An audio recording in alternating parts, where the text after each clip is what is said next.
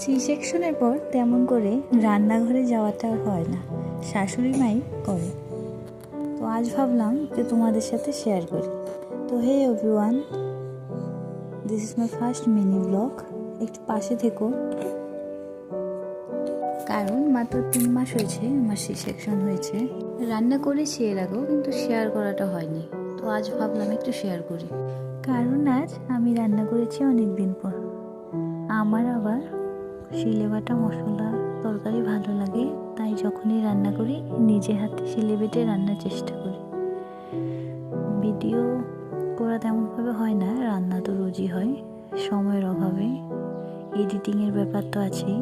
আজ ভাবলাম রান্না যখন করছি তোমাদের সাথে একটু শেয়ার করি, তোমরা আবার হেসো না ভিডিওটি দেখে। আমি মনে করি মেয়েদের স্বাবলম্বী হওয়ার পাশাপাশি রান্না জানাটা খুব প্রয়োজন।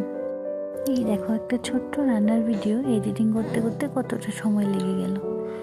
দুপুরে রান্না করিয়ে বিকেল হয়ে গেল। না, রান্না আগে হয়েছে, খাওয়া হয়ে গেছে।